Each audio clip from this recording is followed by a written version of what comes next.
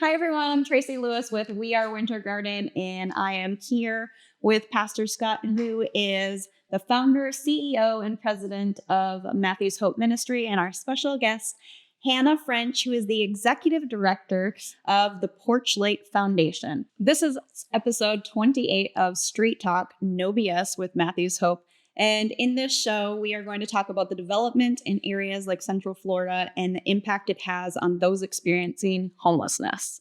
Hannah, thank you for being here with us. I'm so excited to know more about you and how you play a part in all of this. Thank you for having me. Yes, for sure. So can you tell us exactly what Porchlight Foundation is? Sure. So Porchlight Foundation believes that housing is a virtuous cause. It actually was born out of the Framework Group. Framework Group is a market rate real estate development firm based in Florida, but we will operate around the Southeast. Okay. And so our mission is to deliver housing. And in doing so, we've recognized that at times we are actually displacing folks unintentionally. Sure. So Philip Smith and his wife, Colleen, founded the Porchlight Foundation 2 years ago to help bridge an underserved population of those who are currently unhoused. So we deliver market rate, affordable, and workforce housing. And that hits a lot of the points on the income spectrum, but it ignores those who are currently unhoused. So we tried to figure out how do we deliver housing for those individuals, because housing is a moral and ethical endeavor. We believe that housing is necessary for the best quality of life. And so we're here to deliver that housing for anyone who needs it. Nice. And what other nonprofits do you guys work with? We work with a few across the state. So the format of Porchlight Foundation is any market where we do either, like I said, a market rate, affordable workforce housing development. We also want to do something with a nonprofit organization. So we recognize that the real estate sector has a role in homelessness, right? Rising home prices and lack of affordability contributes to the homelessness epidemic in the U.S. So we're trying to now be part of that solution. I love that. So any market that we're doing a development, again, we are great at developing housing, but we don't provide those wraparound services that ensure long-term success. So we endeavor to find partners who can provide, whether it's job coaching, addiction counseling, all of the other services that help someone really transform their lives and move into permanent housing. So an example of an organization in Tampa is Created Women, and they help women coming out of sex trafficking.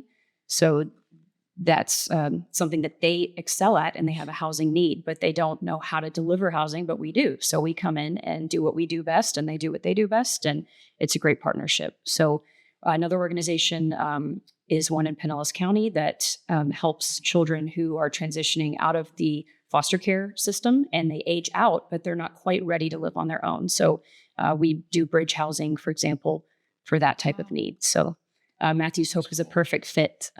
It sounds like it. I love that you're being a part of the solution. And how did you get involved with Matthew's Hope? Where did that process come from? So we're the developer of Cirrus Apartments here in Cocoa on State Route 524. Many people know that as the former Winn-Dixie location. It was a shopping center that was derelict for some time. And we demolished that shopping center, and we uncovered that people had been living behind that shopping center for many years. There's a retention pond, and they were living on the embankments there in a wooded area. And we recognized long before that, but that was another example of, we say we're building housing, but we've just displaced a number of people who now have to find another place to go. They've lived there for a long time. So we endeavored to find a partner locally. As I mentioned, we always try to link up with someone in the municipality. So I had been on the City of Cocoa website for another reason, and I came across a picture of Mayor Mike Blake in Scott Ballou and linked to Matthew's Hope. And I clicked the link and looked at the website and said, wow, this is really impressive. And they're expanding to Brevard. It was when you were just now under contract for this property. And I said, I got to talk to this guy. I got to reach out. And I was super excited. And I thought, had a very exciting conversation about whether there's an opportunity to add housing to the existing program that he had designed. And I'll let you tell your response to that, because well, the funny part, I mean, honestly, when Hannah called me, it was in the early evening, and part of me wasn't going to answer the phone because my phone rings constantly, and it's like, So when she introduced herself, there was this part of me was going like, yeah, okay. I if I'm just completely honest, I'm just like at this point just trying to be polite, and I'm like, and Hannah has a very upbeat, let's go personality, and the truth is, I'm more of an introvert, and it's like, oh God, you're just too much for me. So so she's talking to me and telling me this, and she goes, this is the kind of things we do, whatever. And part of me, because the plan has always been, and everybody knows our model is that we have transitional housing. It was, how are we going to go about that in Brevard? And we had some ideas with the backside of this property and what that might look like. But it wasn't at the forefront immediately because there was so much to do. I mean, we had just gotten the property, and so all of a sudden it's like, holy cow! Okay, if there's any truth to this, she'll reach back out to me and we'll go from there. And it was like days. I don't think it was just like a couple days. Next thing you know, you shipped me some. That's right. Magazines, and I was able to show them around and. It was not long. And then next thing you know, we started conversations of what we have, what it looked like, what it would take. And from my end, to be honest, it's taken much longer than I anticipated. I really thought we'd probably have housing by now. But we went through the processes that were necessary to do so.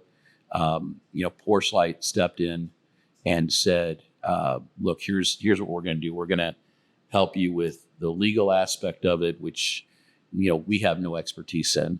We're going to help you in the design aspect. Again, I can't say I have expertise in it, but I know visually what works for us and what doesn't. Conceptually, I understand that. And so we'll have the architect, we'll get involved with that, the engineering aspect of what have you. And honestly, it was one of those things. It's not that we haven't had developer partners in the past, but this was a whole nother thing. And I think what really got me was, if anybody else that we've dealt with could articulate why they're doing it, no one else has done that like she did. She said, here's why we do it. Here's the heart of our ownership. Here's what's, and I'm sitting there going, okay, let me get this right. A developer, and it's unfortunate, but you know this. People hear development, they go nuts. Mm-hmm. Okay.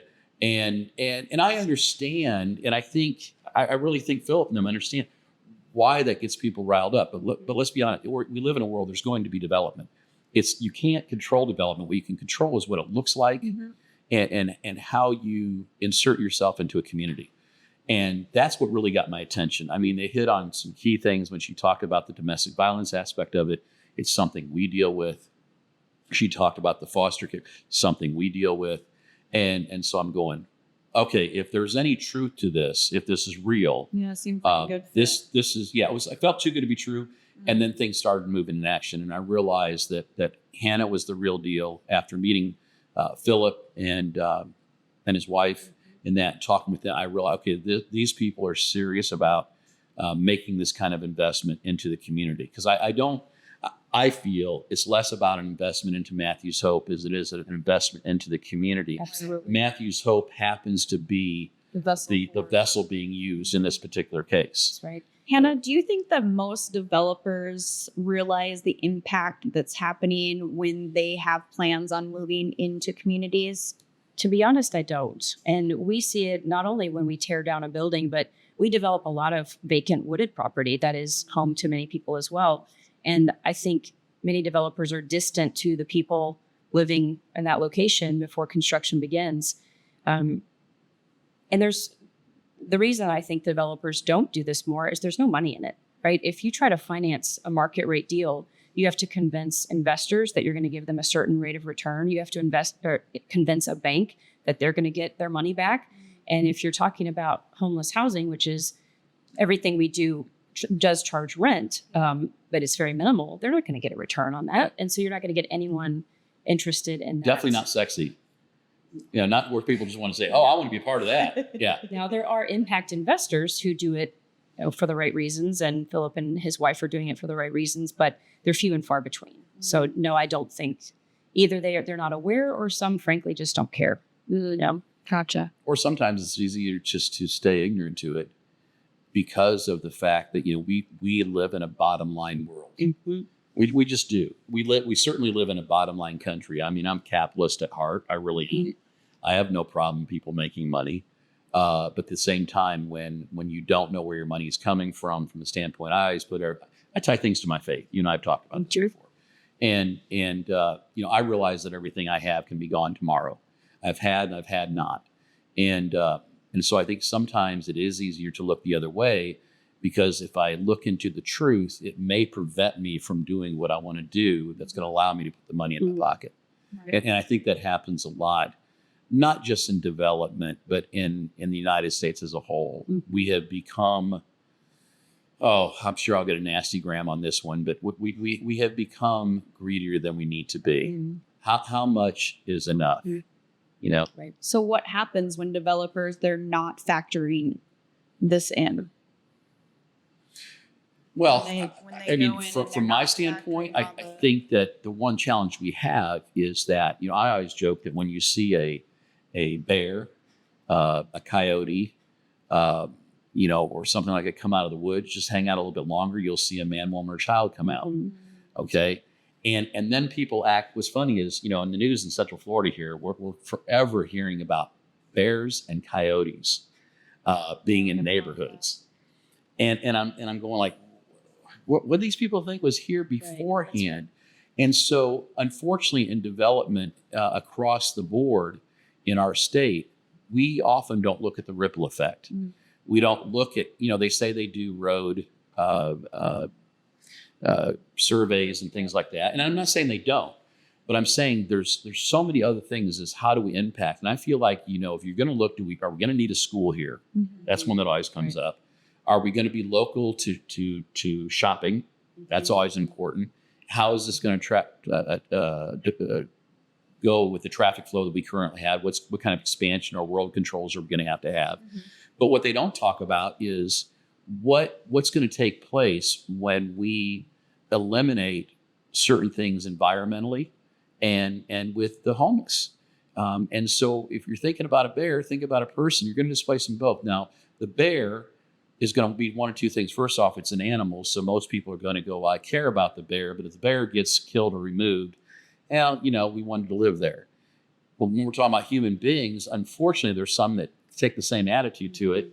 But it does create a whole nother issue, but we don't really think about it until after the fact. And then all of a sudden we look at each other and go, geez, where'd all these people come from? Right. Mm-hmm. There's a property we're developing in Central Florida where we had to do a number of environmental surveys to discover were there any endangered species. And it came back that there were a couple gopher tortoise havens. And the cost to hire a professional to rehome a gopher tortoise and find a place that they won't try to go back to where they came from is in the tens of thousands of dollars. But there were 2 encampments, rather large encampments on that property. It's about 30 acres. And there is nothing the government requires to relocate humans. So it's the way we think about and treat endangered species is so different than how we think about our fellow man. And it was just heartbreaking. The police in that jurisdiction actually sent us a code violation and said, you can't have people living on this property. Mm. And we said, we don't want to press charges. Can you just look the other way? And they said, no, we've got residents who run in the area and they're really disturbed by it. And we need you to take action or we'll take you to court. Mm. So that's what we deal with. So, and I think as the general public, I don't expect them to know everything, but they don't know this kind of stuff's happening. One, they don't know the cost that's involved. Like she said, a gopher tortoise. I mean, if you've lived in Florida for any length of time, you know about the gopher tortoise and that we're going to get them moved and there's an expense in that. But what's fascinating is that really nobody does say, well, gee, there's 20, 30 people living in there. I was going to say, is there like a survey for human beings? There's a survey for animals. Exactly. Is there not a survey for humans? And even when we do like the point in time count, we do the point in time count and identify where people are at. All that really does is identify the number of people and how they're living.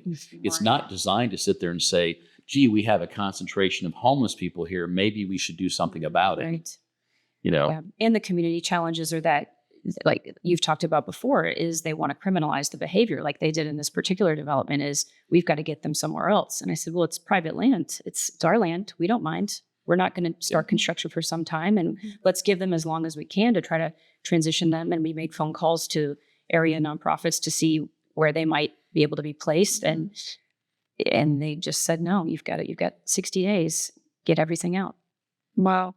So you guys have partnered together. How are you guys educating people, maybe more developers, on the homelessness crisis? I actually just attended a conference last week, which is by ULI, which it was a housing opportunity conference in Austin, Texas. And ULI is sponsoring an initiative called Homeless to Housed. And so this conference was all about real estate professionals coming together to figure out how to solve this challenge.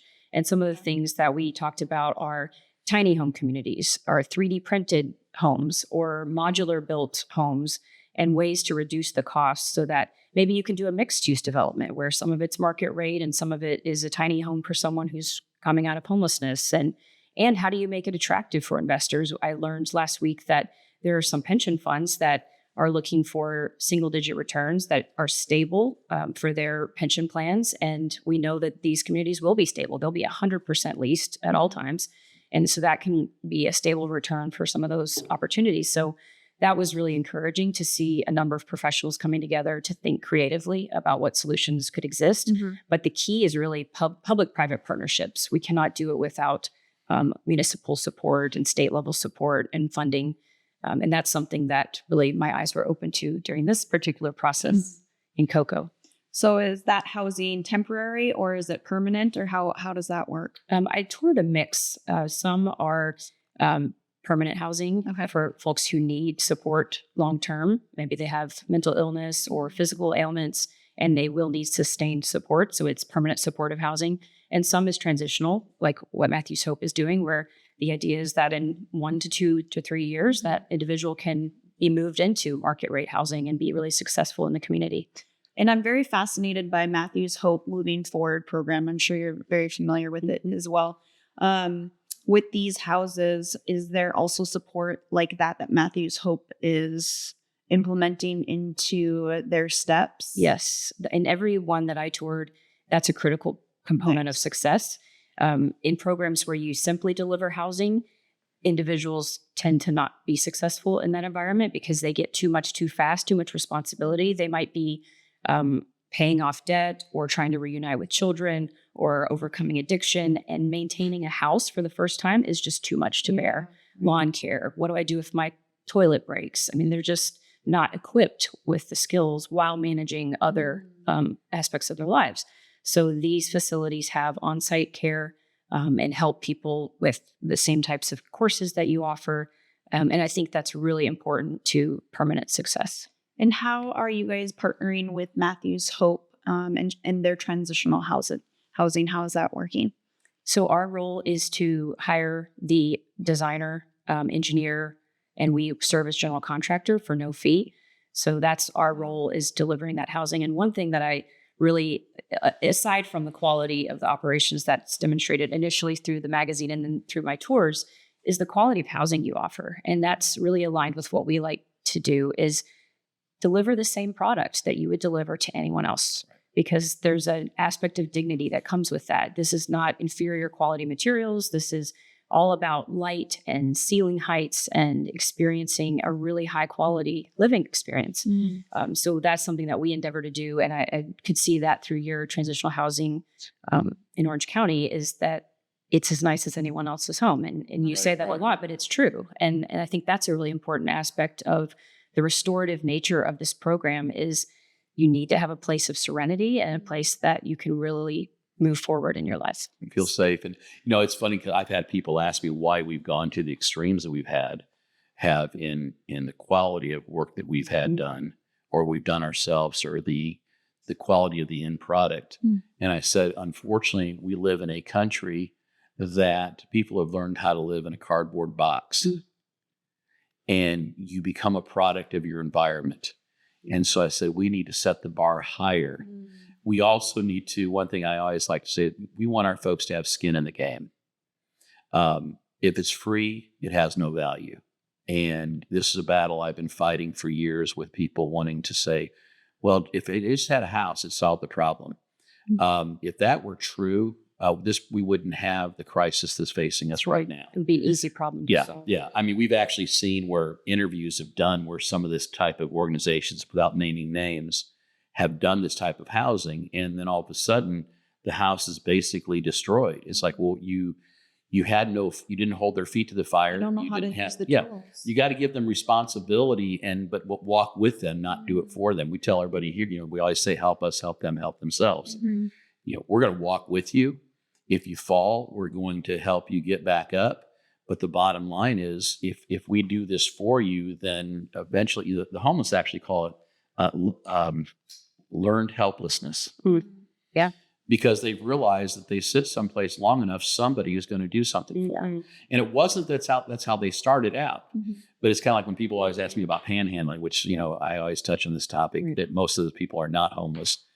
But the ones that are, why are they keep coming back? Because you keep handing stuff out your window. Yep. And people give me this thing that goes, well, that's between them and God. That's one of my favorite answers when I hear that, because what I say to that is then, well, when that guy you gave out here on 520 US 1 got hit by a car, okay, because he's out there panhandling and you're one of his local contributors, what role did you play? Mm-hmm. Now, people hate when I ask that kind of question, but we have to ask raw ourselves. and real. It's raw and real. It absolutely is raw and real. It's like, and it just happened recently. Okay. And again, it's done for you're doing the wrong thing for the right reason. It's still the wrong thing. And if we can get people to learn that, it would change a lot of things. Scott, how important is this relationship to Matthew's Hope? Oh, this is huge. I think that, anybody that knows me or has watched what I've done over the last, 14 years as Matthew's Hope, and even before that, knows that I'm going to get it done. That's just how God built me. It's what I do. At the same time, when relationships like this come about, it'll be better than what I can do on my own. It will be, it's hard sometimes to put into words. Yeah. It's one of those things where you sit there and go, I'll figure it out. But when you have the expertise, this is what they do. I don't build houses. Mm-hmm. Okay. I have built houses, but I'm not a home builder. I have done big projects, but I'm not a builder. Mm-hmm. And when I'm able to partner like what we have with frameworks and Porchlight, that's huge. Mm-hmm. It's good for them. It's good for us. Mm-hmm. So I don't know that I have words to put into how thankful I am and how excited I am, because I really believe in the end, we're going to have a really good product we're going to do a lot with little. Yeah. We're going to do a lot with a little. And I think that's what excites me. And you can spend your way into doing all kinds of things. Mm-hmm. But, one of the things that Matthew's Hope has always done is, even like in this room that we're sitting in, we do a lot with a little. I tell people, if you're willing to roll up your sleeves, get a little dirt on your fingernails, be patient and work with others, it's amazing what can happen. And that's kind of what we're doing. We're rolling up the sleeves saying, okay, what's this look like? Is there something that do we have a relationship here? And another aspect of this that we need, and kind of the way it's set up with them. If they have a relationship, they're going to pursue that. If they don't, then who do we have that we might also be at least sensitive to what we're doing here? Mm-hmm. And to that point, if we were just a not-for-profit with big hearts and wanted to do this, we wouldn't have the same level of resources. So as a real estate developer, we can call upon the subcontractor market and the interior designers who have relationships to get us flooring and wall tile. And many people will donate that in kind because of our relationship on the market rate side. So it's a perfect avenue to doing a lot with little. Yeah. We're not buying this for, retail prices. Hannah, how long will this relationship be? Like, are you guys contracted or? Oh, Hannah doesn't know this. This is till death do us part. Or is it till Well, death do I us was going to say the same. I want to do this in any city that you're willing to operate, because there's such a great need, and you do it better than anyone else I've seen. You are the platinum standard for services and care, and I was blown away at your Winter Garden facility. So any place that we can do this, hopefully in a city that might be a little bit more forward thinking about things, we want to do it. And that, you know what, and thank you. I've never been the platinum standard for anything. So just ask my ex-wife. But anyhow, I'm here all week, folks. No, I, without sounding heady, I also believe that, because I believe that we don't do any, if you can't do with excellence, don't bother. Either wait till you can or don't bother. And, but the other side of that is that, you mentioned, forward thinking. I mean, we've got to get forward thinking. We got to get outside the box. I do think tiny homes can play a part in this. I do, I have one of my largest donor has wanted for years to say, what could we do if we had a Matthews Hope village to where you had your wraparound services like we have here in the middle of things in a neighborhood of people that needed those supportive services, whether it be, and you might have people that live there long-term because quite honestly, they're physically or mentally disabled, and the kind of money they get, but people say, oh, they got disability. If anybody looked into that, found out how little people get for disability, you'd wonder why people are even talking about it. It just can't be done. I talk about Shelley sometimes, our vice president, and she has two sons that were born with special needs. And the truth is, and she and I've talked about this, there's a good possibility, at least with one of them, that she will be in a supportive position till the day she dies. Okay, she cares for her disabled brother. Same thing. When his parents died, what in the past, what you'd see happen is parents pass, and all of a sudden this person's never fully cared for themselves before, and they're put out there. And yes, they get this little disability check, but usually what happens is someone learns they have money and then takes advantage of them. And so when her parents passed the last couple of years, she then inherited taking care of one of her brothers. So, but that, I can't express enough how often two things. One, that people don't have the wherewithal financially. And number two, I really believe that, in Shelley's case, God designed her in such a way to be able to do that, because even through all that, in her commitment to Matthews Hope, it never wavered. I'm sitting here trying to figure out, I think I came closer to breaking than she did. And I'm almost sitting here thinking, why is she not, but Shelley kind of looks at the cards she's dealt and say, okay, this is what we're going to play. And so I think that when people realize that doesn't happen in every family and organization, and you see these people come out in the streets, that's where places like Matthews Hope, I think, are going to play a bigger role than ever in the future. But we got to stop being reactive. We got to start being proactive. Right. And that's that. I think what Porchlight is doing with us is being proactive. I mean, the truth is, we're going to end up with somewhere between 14 and 16 units, somewhere around there. And if we could do triple that easy and fill them all up. And I could fill those with people that have been vetted and qualified. So unfortunately, what's going to happen is we are going to have to sift it through, find the low-hanging fruit, and what are the people that we can get on their feet the fastest. I mean, that's part of the model. I don't always like it, but it's completely opposite of most models where I'm not convinced anybody wants to help the homeless, but they certainly want to hide them. Yeah. So we typically go after the most chronic, and it turns into being a disaster. Of course, then everybody gets upset and then don't want to support. Right. How many people here will be able to be housed once you guys are finished with that project? Did you remember? I don't remember the bed count, but I think you were close with the 14 to 16. Okay. It just depends on how many families and how many kids. And yeah. I mean, we've got units that are 3 bedrooms, 2 bedrooms, and then we've got some quads that we're doing.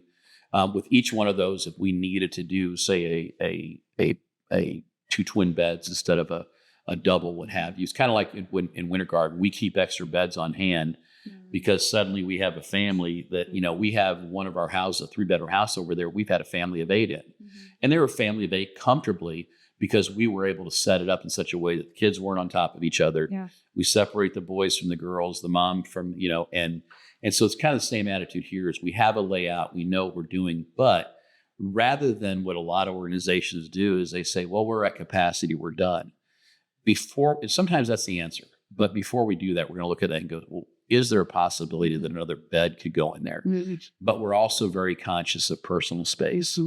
One thing I will tell you that the design of each of these units, bathrooms are shared with like 2 people, Wow. which is Nice. so important because the place that you really get challenged with any kind of sheltering, though we're not a shelter, but any kind of sheltering is typically the lack of personal space and bathroom space.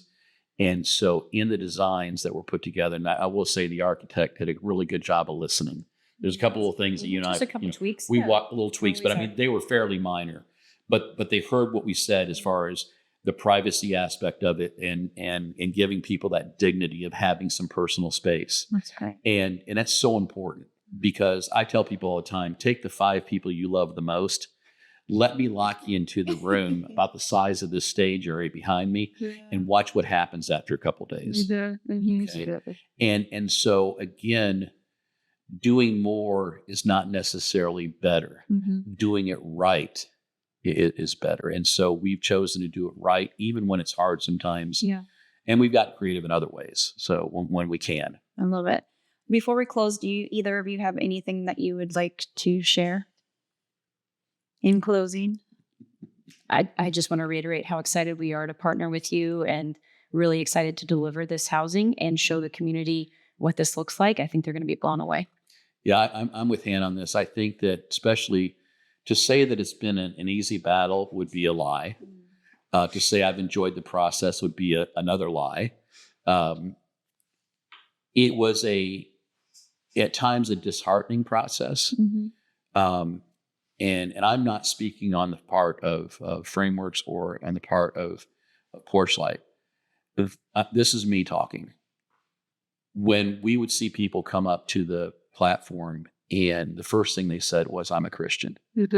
But one after another, and my heart just sank because if that's true, and I'm not here to question anybody's faith, but when people say, I tell people all the time, the one thing a Christian never has to tell you is they're a Christian. You don't listen you listen come out of my mouth, you'll think I'm the spawn of Satan sometimes. I'll be like, did she say Pastor Scott? Yeah, right. But what I ask you to do is examine my life overall, watch how I live my life and what I do. Right. And I think that I want to say to people is you don't necessarily have to give up your lifestyle to care for somebody else's. And it was it was very selfish at times and exaggerated. And some of the stories just weren't even possible. I jokingly say, I don't know if you recall, we had the one woman say that 4 men and 4 bicycles were in that little bathroom at the park. And first off, that's not possible. So Coco, just be aware that if you see me with 4 homeless guys down in the village, in the park, piling bicycles and homeless men in the bathroom, I'm just doing it to prove a point. And I am going to do it. I've just been too tired. I've been dealing with some health issues, so I've been a little too tired to do it. But I'm going to do it because I know that there's no way that's possible. And so it's kind of like when I was raising my children, I used to say to them, don't exaggerate. Don't take away from the story. Don't add to the story. Just tell me what you saw. What we see is bad enough. Let's work with what we see, not add to it. I call it layering stories. Sometimes when the homeless want help, depending on who they are, the story just gets bigger and bigger. Of course. And then we got broadside. Next thing you know, my wife was thrown on the side of the car and she's been paralyzed. And why she was at the hospital, they found out that she had a severe case of diabetes, so they had to do this. And then she had an aneurysm and going, stop. Yeah. If we can help, we'll help. I don't really care how you got there. It's not that I don't care, but it doesn't matter to me what took place, other than the fact I want to learn about that so that we can help you not, if you made a bad mistake, that you don't repeat that mistake. So speaking of help, how can we as the community help Matthews Hope? I think with this particular project, we're going to have some needs that we don't know what those are exactly yet. We're still trying to put together who has what. Okay. But we will certainly be putting on our social media the various needs that we may have that the public can step in and help us. Great. I'll give you an example. I mean, we're talking about, we'll have appliances in there, what have you. Well, we're going to need dishes. Okay. Now, I don't want everybody just bring me whatever dishes they have. What I'm going to ask is we use white Corian dishes. They last forever. They don't break. They I've don't dropped break. A few. Yeah. There's safety when a child drops one. You don't have to worry about sitting. Everything we do has a reason, has been thought out. And one of the things that we do is that we don't pass those dishes on to the next person. What happens is when they leave, they take their dishes and their cookware and that stuff. That's their starter set for them to start their home. That's great. And then I learned this from a timeshare I stayed at one time. And I realized that as people were leaving, they brought in a box of stuff. This was actually Westgate timeshare. They brought these 2 boxes of stuff in, and it had fresh linens, towels, all the glassware, everything. And they pulled everything out, put the new stuff in. Okay. Now I'm guessing that stuff all gets laundered, what have you. Sure. What our stuff goes, it goes away with our guests once they leave. That's great. And they have it. And they take care of it because it's theirs. Yeah. Right. And there's a fundraiser coming up. I hope to see you there, Hannah. Tell us about We've got on April 8th, we have our Giving on the Green golf tournament. And if you can join us, it's a lot of fun. We try to make every hole an event in itself. I'll bring you a tutu, Hannah. Yeah, I mean, we do some cool stuff, and so we're looking for additional sponsors for that. We're also, if you go to our website at matthewshopeministries.org, look under events, you can actually go on there and you can get yourself a foursome, or you can sponsor if you have a new idea or something you want to try. We've had a couple people call us and say, "Hey, could we do this?" We go, "Well, let's find out. Let's see if we can make it work." Because our goal is if your big thing is just to go out there and be the best golfer, this is not the golf tournament for you. This is the golf tournament you want to go to. That if you want to have fun, This is our time to shine, Hannah. Yeah. You can go out there and rock it. I mean, and if somebody will eventually win, but that's always fun at the end of the day too. Because sometimes it's not the best golfers that win. It's the golfers that participate in different parts of the thing, and all they of a sudden, get a pretty great. You hear some guys say, "But I shot a 72. How is that even possible?" Well, he bought 4 mulligans. He hit one in a pool that he was supposed to do. He did this, So we find creative ways to make it fun. To win. Yeah, and it's just, again, the whole idea is 2 things. One is to have a good time. Always, anybody's been to a Matthews. Great for your team too. I love seeing your team out there because they work so hard during the year, and they're out there having fun, and it's really. But great. the other thing is that we're bringing attention to some serious things that are happening in our community, and it's really easy to say that it doesn't affect me. But if you live as long as I have already, I can tell you there's a lot of things that I didn't think were going to affect me. And now that I'm into my 60s, I realize that almost everything around me affects me in some way. Yeah. And I can either choose to bury my head and complain, or I find that bitching is very effective in sending, if you want to send me nasty grams, I find those very effective. But the truth is that if people took the same energy, like the folks that were against what we're doing here, they took that same energy and do something good with it. Our news channel would completely change at night. I dream of the day that they're sitting there, and you know how they pass it back to you? Back to you, Tracy. And Tracy sits there and goes, "I got nothing. It's all good." Hannah? Wouldn't that be the name? No, you know what? I got nothing. Well, folks, listen. We got no murders today. The weather, we only have 50% humidity, and it's 85 degrees out. It's a lovely day. Hey, what do you guys want to do? I would love to think, but unfortunately what happens is we get inundated and we become very jaded. And look, the truth is the world's a tough place. Anybody tells you other than that isn't living life. But the other side of it is we each have been given an opportunity to leave a stamp. And if for me personally, it's I don't care if you remember my name when I'm gone. What I care about, as I often jokingly say, is maybe one day these guys are sitting around and they're going, I can't remember that guy's name. He was kind of chunky and we called him the cussing pastor. Boy, remember when he get pissed off? What the hell was his name? I don't know. And then, but you know what? I'm here because he helped. He and friends of his came alongside each other, and my life is better because of it. Yeah. And that's what I care about. I love it. Well, thank you so much, Hannah, for being here. Thank you. I'm so excited to hear about this partnership, learn more about the Porchlight and what you guys are doing with that, and how you're creating a solution with this partnership. And thank you everyone for watching. Please like, comment, share, tag your friends, and we hope to see you on at Giving on the Green.